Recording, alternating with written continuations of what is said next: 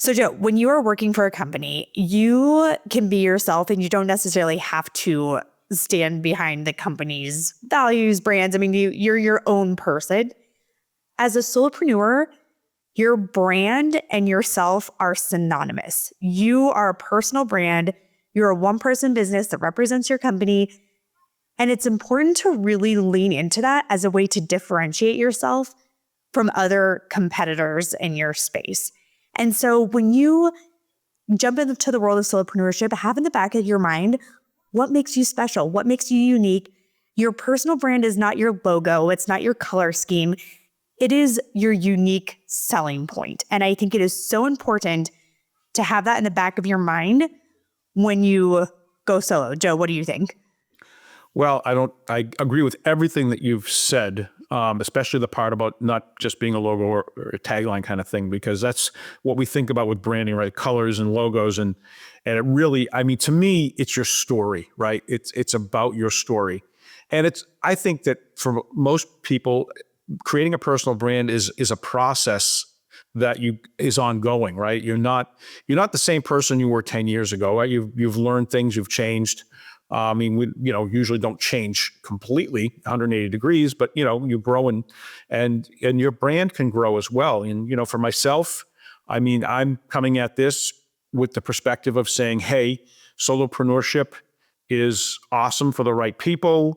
It is something that people need help with, not platitudes. I see a lot of people posting platitudes, especially on LinkedIn, just about how important it is to quit your job and go start a business. Well, yeah, maybe not. But, if you are going to take that leap, I'd rather be the person trying to offer real practical advice and processes to get people through that.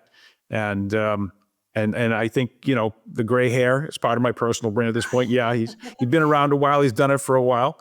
And what did you guys say? You said I have a Papa Bear vibe. Yes. So Papa Bear, Stacy, who's what's Stacy's new title? I keep forgetting it. It's so cool. Chief Happiness Officer or something. Yes, like that. She is our Chief Happiness Officer. And that is just her. And she's the Mama Bear.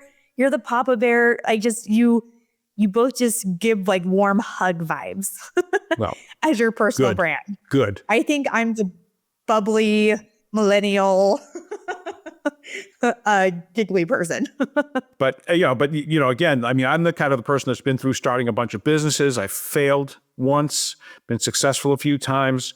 And I come to it with, hey, I've done this before and I know what works and what doesn't.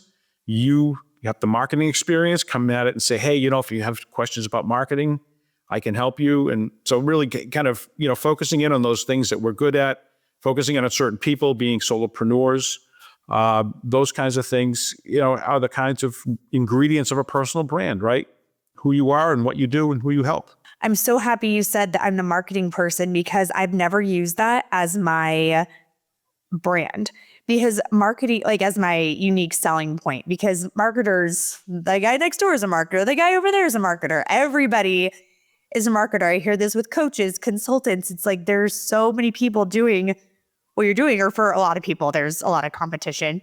And so I always say it's like the working with me, like you'll get somebody to hopefully enjoy working with, but just the quality of work, all of that as my unique selling, as opposed to I'm the best SEO expert. And by the way, if anybody ever says expert, just be cautious because they may think they know everything and aren't open to changing. Joe, you and I just talked about that yesterday, I think. And I think it's good for people to say like, yeah, I'm really good at marketing, but I also have a lot to learn with it too. And I'm open to learning more about it. I think that what you want to do is you want people to perceive you as an expert, but don't go saying you're an expert. It's one of those things where if you need to say it, it probably isn't true, right? But by just being helpful, by going out and focusing in on what you do, your personal brand, and going out there and consistently telling, your story and giving your insights and your ideas, people will start to perceive you as an expert, and also they'll trust you. And that's part of the process here of this personal brand is building trust. We look at the people that we see on social media that we really like and trust. I mean, I can't tell you that those people are actually good human beings that, have my best interests at heart. I believe it. I can't prove it. I mean, I've met some of them never, but they've managed to make me understand what they're about, and I trust them, and I trust their advice, and that's the best you can hope for with social media these days. The great thing about building your own personal brand is, like, so I'm going to use Jay Schwedelson as an example for a personal brand. He is the email marketing guru, I'll say, but while he gives good email advice, we pay attention to him because of his personality, his That's a high bar you're setting for people, though. I mean, oh, such a high bar. But I don't follow him for his email marketing tips, which is what he's known for. I follow him because of his brand and who he is, So how do you make yourself stand out in a crowded market?